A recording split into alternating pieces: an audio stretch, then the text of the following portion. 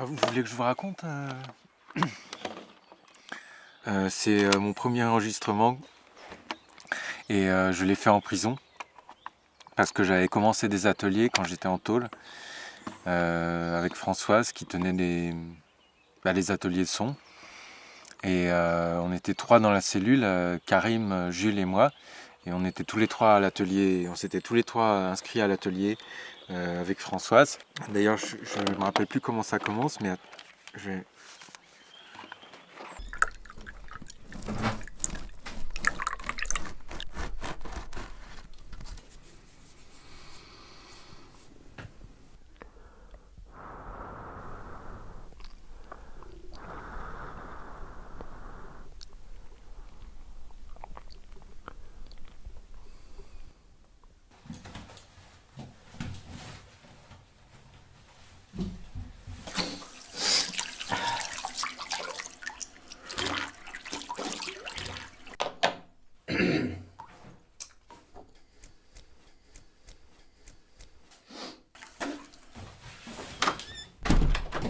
Salut.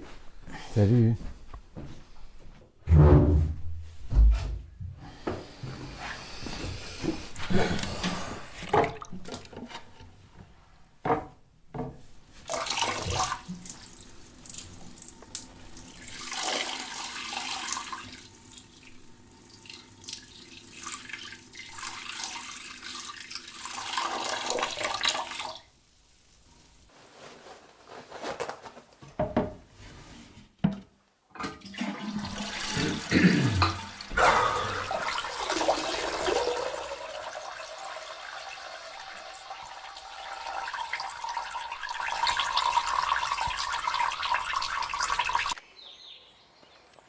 Donc en fait, en même temps, tu as Jules qui se réveille et en même temps, tu as Karim qui est déjà au breakfast, en train de se couper le pain. Et je crois juste après, c'est marrant parce qu'en fait, on s'y connaissait rien, mais je trouve on avait déjà quelque part le sens de ce que pouvait être un son. Donc un son pour lui-même. Il y a comme une certaine épaisseur, je trouve, dans ce qu'on a enregistré.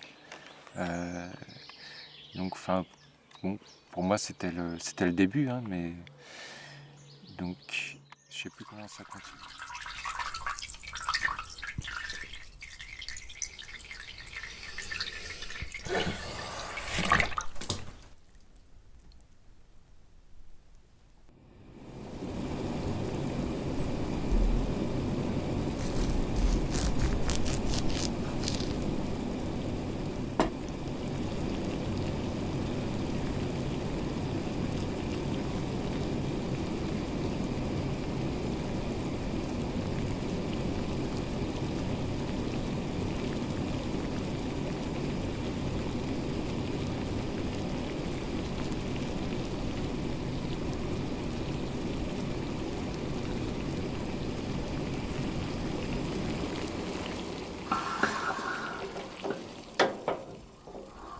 Voilà, donc là, Karim qui se lave les cheveux dans le baquet.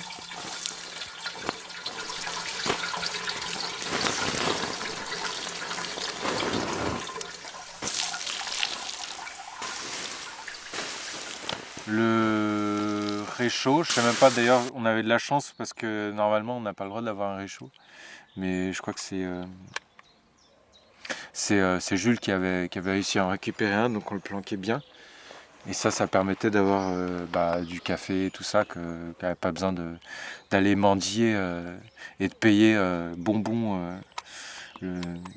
Voilà, donc on était autonome quasiment en café.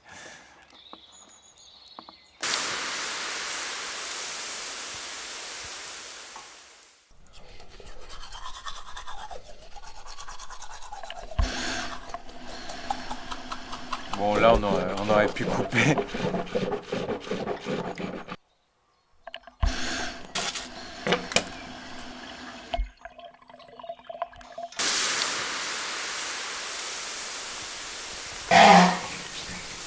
Ouais.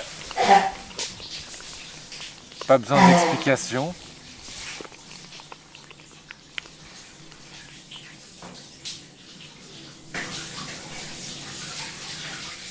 C'est marrant parce qu'à la fois ça me fout les jetons d'écouter ça, même 2 ans et demi après. En même temps, il y avait quand même deux fêtes, une sorte de vie collective à trois qui s'était instaurée. Et quelque part, même si les conditions étaient vraiment merdiques, euh, bah,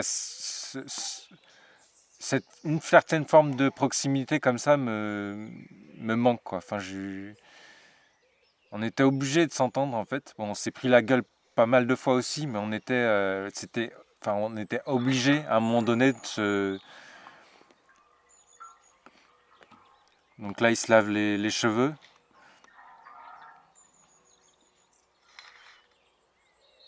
Voilà, c'était toujours où est ma serviette, ma nana, qui a pris ma brosse à dents.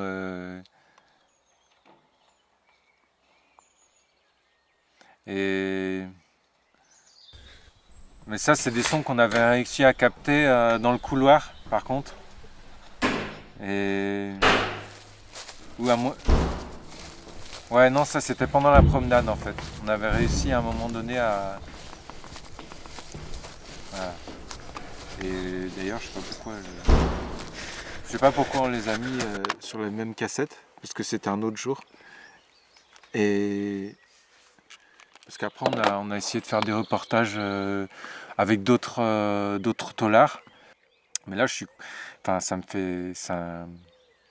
fait bizarre de entendre ça maintenant, parce que je savais même pas que cette cassette existait encore.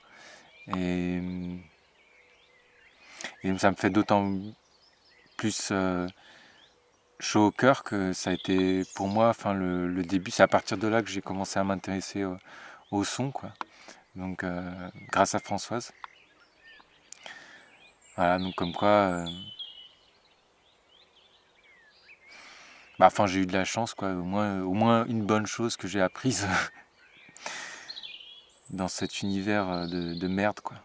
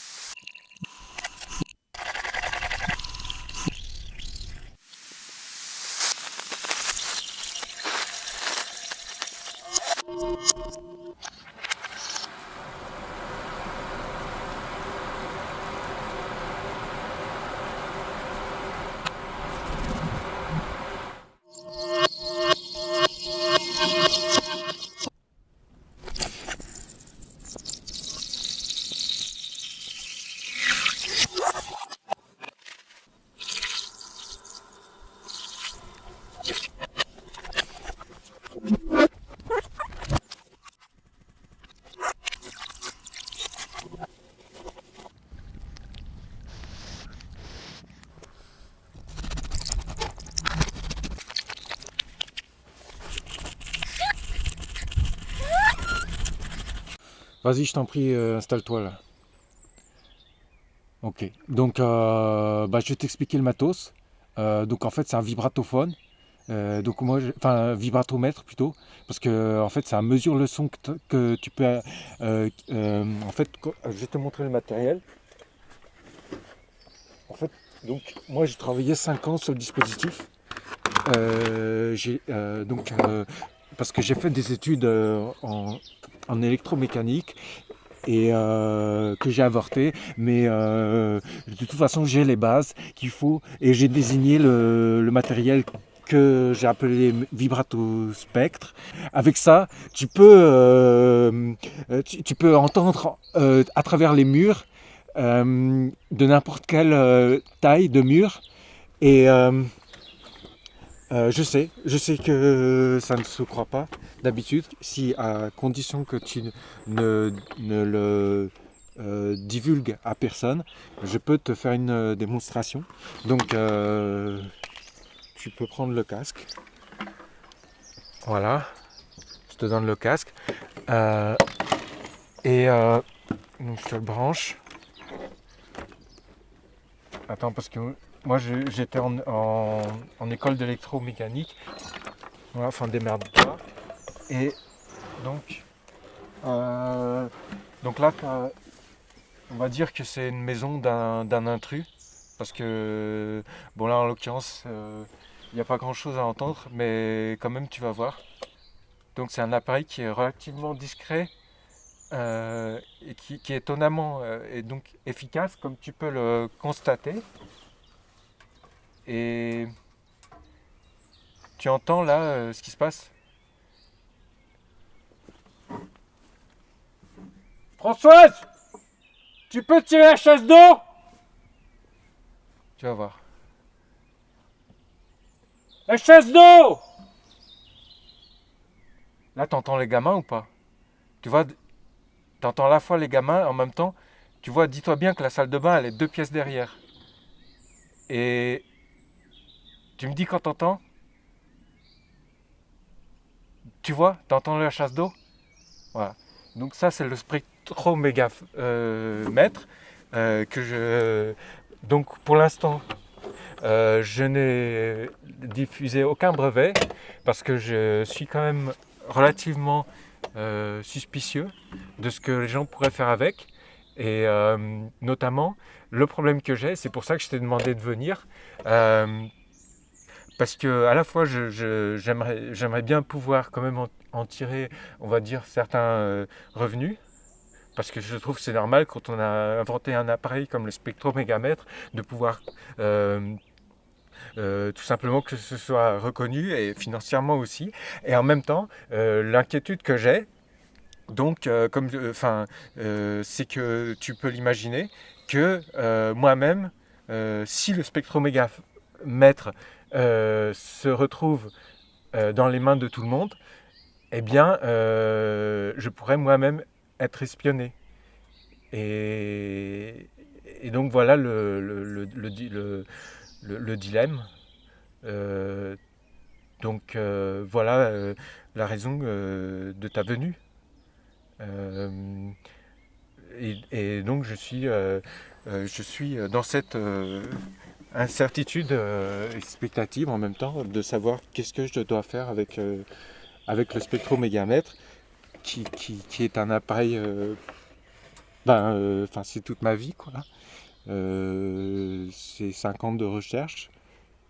Donc d'un côté, moi je voudrais que tout le monde puisse avoir accès au spectromégamètre par rapport à ses voisins qu'on ne sait pas qu'est-ce qui se passe chez eux. Et en même temps, c'est vrai que moi je ne souhaite pas. Enfin, moi, je veux garder, comment dire. Enfin, j'ai pas envie qu'on m'espionne, quoi. Donc, donc là, je suis coincé.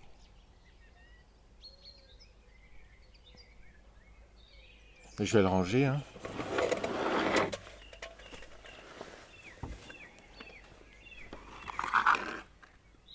Voilà.